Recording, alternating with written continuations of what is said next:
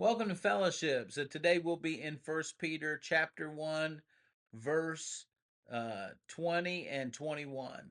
He was foreknown before the foundations of the world. He, being Jesus, was foreknown before the foundations of the world. In the beginning was the Word, and the Word was with God, and the Word was God. So that this all ties together with John 1:1. But was made manifest in the last times for your sake, for our sake. So the Word became flesh and dwelt among us. Again, John chapter 1. Who, Jesus, through him are believers in God.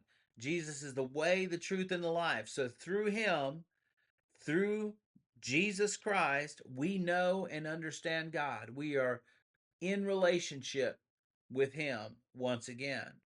And who raised him from the dead. God, who raised him from the dead and gave him glory. God has resurrection power, and he is the one who raised Jesus from the dead. Imagine what that day must have looked like.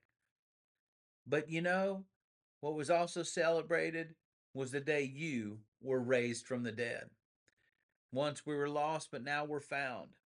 There was a time before we knew Jesus and before we had relationship with God when we were dead also. That same resurrection power that raised Jesus from the grave raised you from death to life. And now for you, death no longer has a sting. You don't have to be afraid of it any longer, because when you pass from this life to the next, it's going to be a joyous occasion. There will be no sting of death. So who raised him from the dead and gave him glory, so that your faith and hope are in God. So it can be in God. He gives you that ability. And part of that is because he's given you the Holy Spirit who lives inside of you. And that enables you to believe and trust and understand the spiritual things that we couldn't before we had relationship with God. So God bless you today. Focus in on your relationship with the Most High God. That is the singular, most important thing you have in your life is your relationship with the Father. Nothing else matters.